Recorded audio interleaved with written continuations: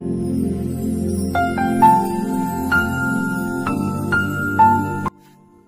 క్రైస్తవ సమాజం మనం చూస్తున్నప్పుడు జరిగే పండగలు ఆశ్చర్యంగా విచిత్రంగా అనిపిస్తాయని చెప్పాను, మళ్ళా జ్ఞాపకం చేస్తాను.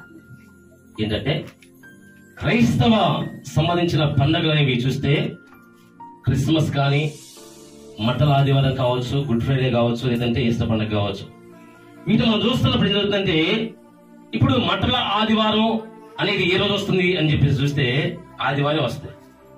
ప్రతి సంవత్సరం కూడా ఆ పండుగ మనం చేస్తుంటారు, ప్రతి క్రైస్తవులు కూడా చేస్తున్నప్పుడు ఏం జరుగుతుందంటే అది ఖచ్చితంగా ఆదివారం రోజు వస్తుంది. ఎందుకని అసలు అందులోనే ఉంది మట్టల ఆదివారం అని. ప్రతి సంవత్సరం కూడా మట్టల ఆదివారం వస్తుంది.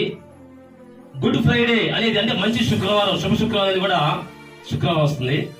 ఈస్టర్ పండుగ అనేది ఆదివారం వస్తుంది. ఇవి ఎప్పుడు కూడా మారవు. సంవత్సరాలు మారినా ఇవి మాత్రం వారాలు మారతాయా? మట్టల ఆదివారం వస్తుంది ప్రతి సంవత్సరం కూడా. శుక్రవారం అనేది శుక్రవారం వస్తుంది, గుడ్ ఫ్రైడే. ఈస్టర్ పండుగ అనేది ఆదివారం అనేది వస్తుంది. కానీ తారీఖులు మారుతాయి కదా, తారీఖులు మారుతుంటాయి.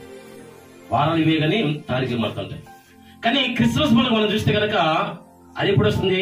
డిసెంబరు 25.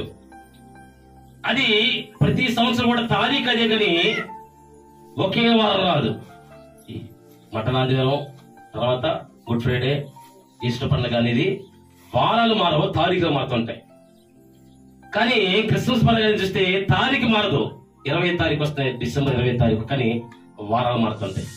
ఏదేమైనా కూడా మనం అందరూ ఏంటంటే మన కొరకు జన్మించిన దినము, యేసు గురించి మనం ధ్యానం చేసుకోవటము, మన కొరకు ఆయన మరణించిన దినము, మన కొరకే సమాధి చేయబడి తిరిగి లేచిన దినాన్ని కూడా మనం జ్ఞాపకం చేసుకోవడం అనేది మన జీవితాలకి ఒక గొప్ప ఆశీర్వాదకరము. హల్లెలూయా, శబ్దానికి హల్లెలూయా.